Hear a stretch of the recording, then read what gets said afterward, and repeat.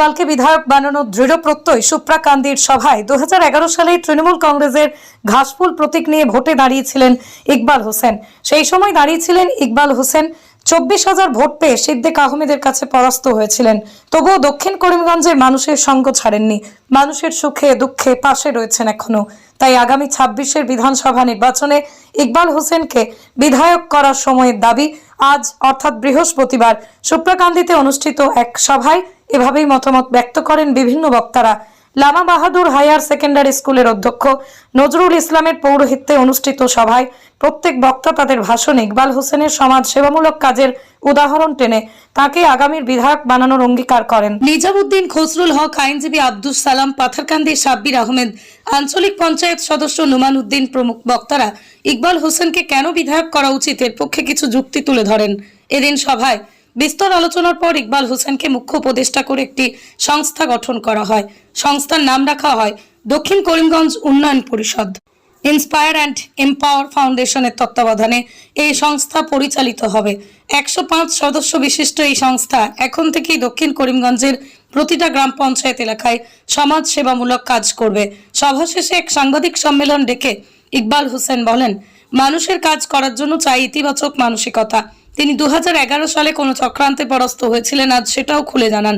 বলেন, ভোটের আগে গৌতম রায়ের প্যাডে লেখা একটি ভুয়ো চিঠি গোটা দক্ষিণ করিমগঞ্জে বিলি করা হয়েছিল, যাতে লেখা হয়েছিল ইকবাল হোসেন ভোটযুদ্ধ থেকে সরে দাঁড়িয়েছেন, সুতরাং হিন্দুদের উচিত বিজেপি প্রার্থীর পক্ষে ভোট দেওয়া।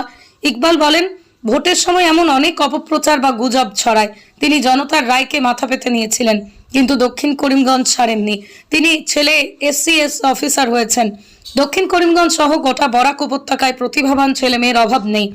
অনেকেই অর্থের অভাবে পড়াশোনা চালিয়ে যেতে পারছে না। এছাড়াও এই ফাউন্ডেশন সমাজে দুস্থ অসহায়দের বিভিন্নভাবে সাহায্য সহযোগিতা করেছেন বলেও জানান তিনি। ইকবাল আরো বলেন যে দক্ষিণ করিমগঞ্জে বর্তমান বিধায়ক সিদ্দিক আহমেদের 5 ভাই, প্রাক্তন বিধায়ক আজিজ আহমেদ খানের অনেক ভাই রয়েছেন, কিন্তু তাঁর কোনো ভাই নেই। এখন থেকেই দক্ষিণ করিমগঞ্জ উন্নয়ন পরিষদের প্রত্যেক সদস্য তাঁর ভাই বলে ঘোষণা দেন। এদিন ইকবাল তাঁর ভাষণে মুখ্যমন্ত্রী হিমন্ত বিশ্ব শর্মার পাশাপাশি মন্ত্রী কৃষ্ণেন্দু পাল, কৌশিক রায়, মন্ত্রী অতুল বরা, কেশব মাহান্ত এদের খুব প্রশংসা করেন। এদিকে ইকবাল হোসেন আগামীতে বিজেপি কিংবা অসম গণপরিষদ দলের হয়ে প্রতিদ্বন্দ্বিতা করলে নতুন সংস্থা সর্বাবস্থায় তার পাশে থাকবে বলেও জানান। আজকে আমরা সুপ্রাকান্দি স্থিত ত্রিপুরেশ্বরী হোটেলে নবগঠিত দক্ষিণ করিমগঞ্জ সমষ্টির প্রায় 150 জন লিডার সমবেত হয়েছিলাম একটি সভাতে। আমাদের মেন উদ্দেশ্য ছিল আগামী 26-এর নির্বাচনে আমরা কাকে আমাদের নেতা নির্বাচন করব। আমরা যতটুকু আজকে প্রায় 6 মাস থেকে আমরা ইনভেস্টিগেশন করছি, 6 মাস থেকে আলোচনা পর্যালোচনা করছি, সেই আলোচনা অনুযায়ী আমরা দেখেছি যে দক্ষিণ করিমগঞ্জে বর্তমানে যারাই ইলেকশনের প্রতিদ্বন্দ্বিতা করার আছেন তাদের মধ্যে সবচেয়ে ইকবাল হোসেন সাহেব অনেক এগিয়ে আছেন। তাই আমরা সিদ্ধান্ত নিয়েছি, আমরা সবাই মিলে ইকবাল হোসেন সাহেবকে অনুরোধ করেছি যে আগামী বিধানসভা নির্বাচনে ওনাকে প্রতিদ্বন্দ্বিতা করার জন্য, এবং উনি আমাদেরকে আশ্বাস দিয়েছেন যে উনি আগামী বিধানসভা নির্বাচনে প্রতিদ্বন্দ্বিতা করবেন। আমরা সবাইও ওনাকে আশ্বাস দিয়েছি যে আমরা কায়মনো বাক্যে ওনার জন্য মাঠে ঘাটে যেখানেই প্রয়োজন আমরা আমাদের সর্বস্ব ত্যাগ করে আমরা কাজ করে যাব, এবং ওনাকে অবশ্যই আমরা জিতিয়ে আনবো।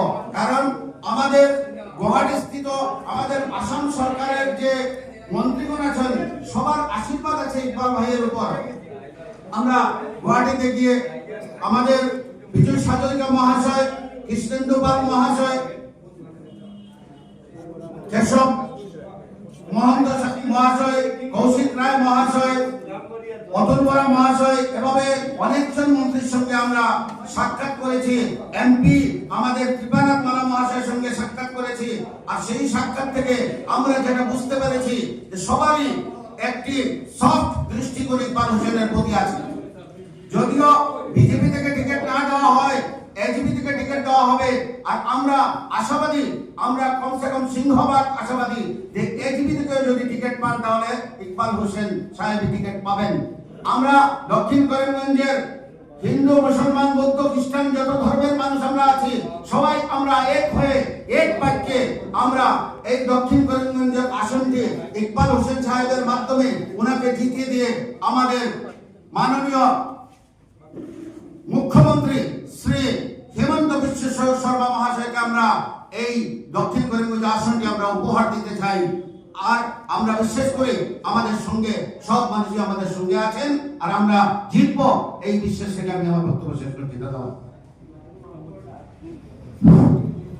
আজকে বিশেষ করে দক্ষিণ করিমগঞ্জে নতুন সমষ্টি ডিলিমিটেশন পর হয়েছে, তো সেই সমষ্টি উত্তর করিমগঞ্জ সমষ্টি থেকে 9টা গাঁও পঞ্চায়েত থেকে প্রায় 1,15,000 ভোট আমাদের এই দক্ষিণ করিমগঞ্জ সমষ্টির সঙ্গে যুক্ত হয়েছে। পাতাকান্দি সমষ্টি থেকেও 3টা গাঁও পঞ্চায়েত এবং বদরপুর সমষ্টি থেকে কালীগঞ্জ গাঁও পঞ্চায়েত আমাদের সঙ্গে যুক্ত হয়েছে। রাটাবাড়ি সমষ্টি থেকে যেটা সিংহুয়া গাঁও পঞ্চায়েত নামে একটা গাঁও পঞ্চায়েত আমাদের সঙ্গে যুক্ত হয়েছে। তো 27টা গাঁও পঞ্চায়েতে এবং 4টা জেলা পরিষদ এলাকার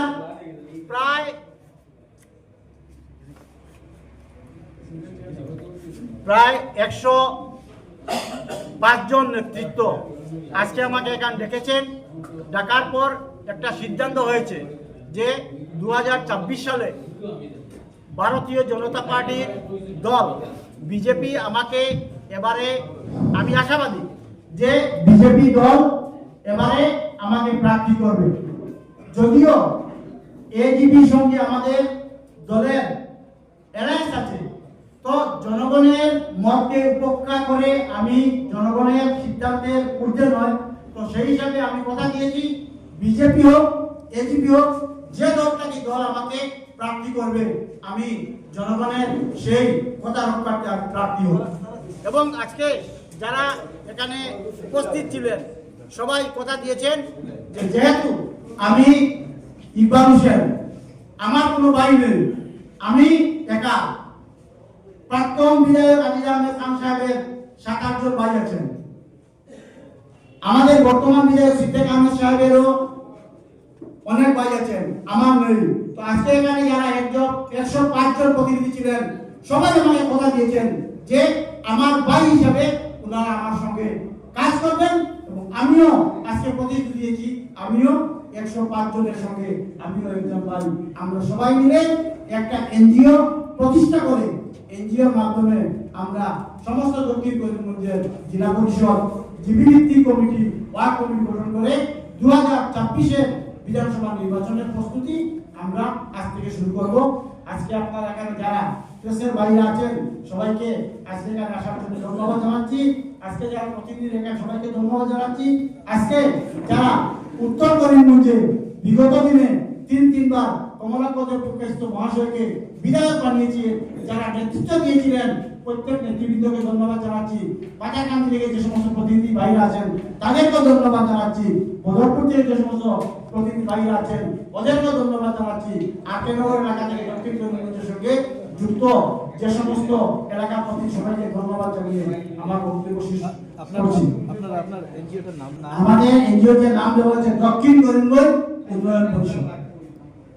ট্রাস্ট কোন ট্রাস্টের আন্ডারে? এবং এই যেটা এনজিও সেই ইন্সপায়ার এন্ড এম্পাওয়ার্ড ফাউন্ডেশন নামে আমার এবং আমাদের কিছু হিতাধিকারীরা বা আমাদের কিছু যারা শুভাকাঙ্ক্ষী সবাই মিলে আমরা একটা ফাউন্ডেশন করেছি, যে ফাউন্ডেশনের মাধ্যমে আমরা এই এনজিওটাকে রান করাবো। এবং এই ফাউন্ডেশনের মাধ্যমে অনেক অসহায় মানুষ, অনেক গরিব মানুষ যাদেরকে সাহায্য সহযোগিতা আমরা করে যাব। এবং এই ফাউন্ডেশনের মাধ্যমে ভবিষ্যতে পরিকল্পনা আছে আমার অন্তত একটা আইএস বা এসএস কোচিং সেন্টার করার, দক্ষিণ করিমগঞ্জে বৃহত্তর দক্ষিণ করিমগঞ্জে ভালো একটা স্কুল করা, ভালো একটা হসপিটাল করা সহ অনেক পরিকল্পনা আমাদের আছে। আমরা আশা করি যে ভবিষ্যতে আমাদের সেই পরিকল্পনাগুলো সার্থক হবে এবং যেভাবে জনগণ সাহায্য সহযোগিতা করবেন আমি আশাবাদী আগামী দিন আমাদের সেই স্বপ্নগুলো বাস্তবে রূপ নেবে। এই কথা বলে আমার বক্তব্য। আপনারা এখানে উপস্থিত হয়েছেন। আমরা শেষ কথা, আমার দাদার কথা শেষ হয়ে গেছে, তারপরে লাস্ট একটাই কথা বলে আমি শেষ করতে চাই। আমরা এখানে ছবি বলে কোনো আমাদের এখানে কোনো ইস্যু নেই, শুধু আমরা ইকবাল হোসেন সাহেব মহাশয়কে উনার ব্যক্তিত্বে, উনার যে দীর্ঘ 1 বছর ধরে কাজ করে আসছেন, সেই কাজের বিনিময়ে দিতে গিয়ে আমরা ওনাকে 2026-এর প্রার্থী দেখতে চাই। দল নির্বিশেষে আমরা হিন্দু মুসলিম সবাই এক হয়ে আমরা এক বাক্যে ওনাকে 26-এ চাই আর থাকবো আছি। অথচ আমাদের পাতারকান্দি, দক্ষিণ করিমগঞ্জ, পুরানা, নতুন উত্তর করিমগঞ্জের যে কালীগঞ্জ থেকে যে সমষ্টিগুলো একত্রিত হয়েছে, এই সবের 105 জনের বেশিও লোক আমাদের পিছনে আরো রয়েছে। ওনারা সবাইকে নিয়ে আমরা এই কাজ করতে চাই। শুধু 105 জন নয়, আমাদের কাছে অনেক লোক রয়েছে, আমরা সবাইকে এখানে আনা সম্ভব হয়নি। সবাইকে আমরা ডাকবো, সবাইকে সঙ্গে সংযুক্ত করে ডেভেলপমেন্টের খাতিরে আমরা এই কাজ করতে চাই এবং ইকবাল হোসেনকে